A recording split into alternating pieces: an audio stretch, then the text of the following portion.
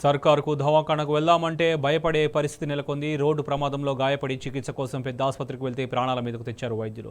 చికిత్స చేయకుండానే కట్టుకట్టి ఇంటికి పంపించేశారు గాంధీ దవాఖానా వైద్యులు.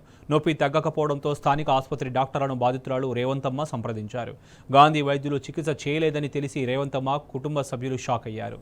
ఇదే అంశానికి సంబంధించి మరింత సమాచారం మా ప్రతినిధి నరేష్ అందిస్తారు. నేను రాను బిడ్డో సర్కారు దవాఖానకు అన్నట్లుగా ప్రభుత్వ హాస్పిటళ్ల పరిస్థితి తయారైంది. ఇందుకు జడ్చర్లకు చెందినటువంటి రేవతమ్మ అనేటటువంటి మహిళ గాంధీ హాస్పిటల్కి శస్త్రచికిత్స కోసం వెళ్ళింది. అయితే అక్కడ ఉన్నటువంటి వైద్యులు ఆమెకు శస్త్రచికిత్స చేయకుండానే కట్టుకట్టి ఇంటికి పంపించారు. జడ్చర్ల ప్రభుత్వ హాస్పిటల్కి నొప్పి తగ్గకపోవడంతో వెళ్ళినటువంటి రేవతమ్మ అక్కడ వైద్యులు అసలు శస్త్రచికిత్సనే చేయలేదని చెప్పడంతో ఒక్కసారిగా కుటుంబ సభ్యులు రేవతమ్మ కూడా అవాక్కైనటువంటి పరిస్థితి ఉంది.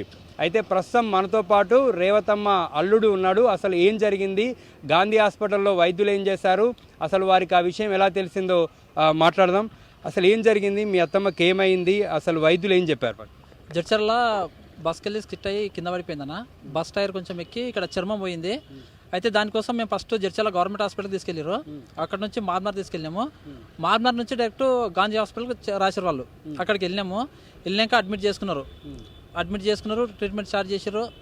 అయితే అది ఏమైందంటే 6 మంది బ్లడ్ అవసరం ఉంది, మాకు ఆపరేషన్ చేయాలి, ప్లాస్టిక్ సర్జరీ చేయాలి, లేకపోతే చేతి పోతుంది, ఇబ్బంది అవుతుంది అంటే మా విలేజ్ నుంచి మా ఫ్రెండ్స్ 6 మందిని తీసుకెళ్ళి బ్లడ్ ఇచ్చినాము.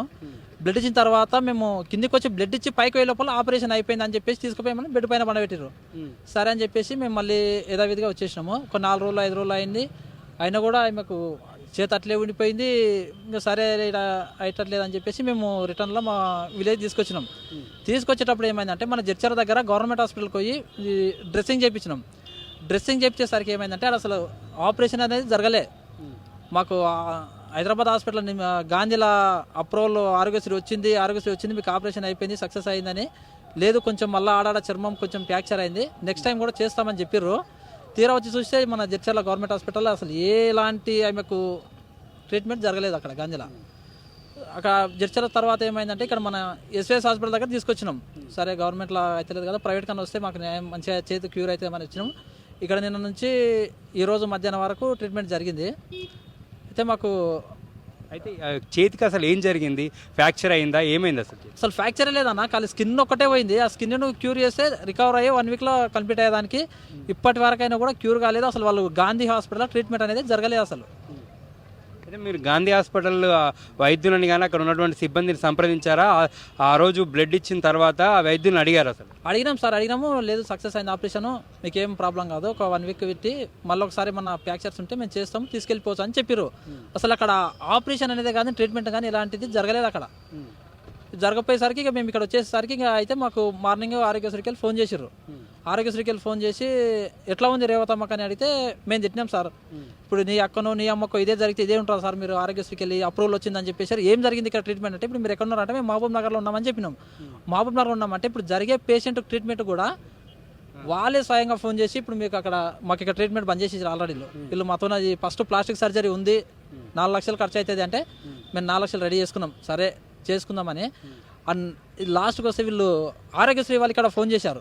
2 అబ్బాయిలు మా దగ్గరకు వచ్చారు, మీకు ఇక్కడ ప్లాస్టిక్ సర్జరీ లేదు, మేము ఇక్కడ డిశ్చార్జ్ చేస్తాం, మళ్ళీ మీరు ఒక్కనే గాంధీ హాస్పిటల్కి వెళ్ళిపోవాలంటే మా గాంధీ హాస్పిటల్ పైన మాకు నమ్మకం లేదు సార్, మేము ఇక్కడనే చేయించుకోవాలనుకుంటాం. లేదు మా దగ్గర లేదు, అక్కడ మీరు వెళ్ళిపోవాలంటే గాంధీకి అయితే మేము వెళ్ళిపోం సార్, నిమ్స్ కానీ ఎక్కడైనా ప్రైవేట్ హాస్పిటల్కి వెళ్తాం కానీ మాకు గవర్నమెంట్ హాస్పిటల్ పైన నమ్మకం లేదని చెప్పేసి ఇక ఆరోగ్యశ్రీ వాళ్ళు ఉండి మేమేం చేయలేమని చెప్పేసి వాళ్ళు కూడా.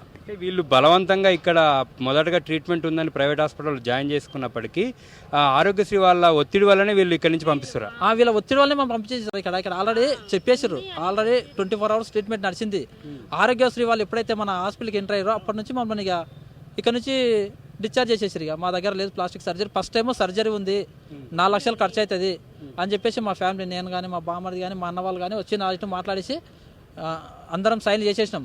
మాకు ఎందుకు ఇట్లా చేస్తుందా ఆరోగ్యశ్రీ డిపార్ట్మెంట్ వాళ్ళు? వీళ్ళ మీద ఏమైనా ఒత్తిడి తేవడం వల్లనే ఇట్లా ఇక్కడి నుంచి షిఫ్ట్ చేయడానికి ప్రయత్నిస్తున్నారా? అసలు ఇప్పుడే మిమ్మల్ని ఎక్కడికి వెళ్ళమని చెప్పారు ఈ హాస్పిటల్ వాళ్ళు? మళ్ళీ గాంధీ హాస్పిటల్కి వెళ్ళండి, అక్కడనే బాగుంటుంది, హాస్పిటల్లో క్యూర్ అవుతుంది అని చెప్తారు. కానీ మాకు నమ్మకం లేదు సార్, ఈ గవర్నమెంట్ హాస్పిటల్ మాకు నమ్మకం లేదు. ఎందుకంటే చిన్న విషయానికి మాకు లాస్ట్కి వచ్చి చేయి కొట్టే పొజిషన్ వరకు తీసుకొచ్చారు ఆ గాంధీ హాస్పిటల్ వాళ్ళు.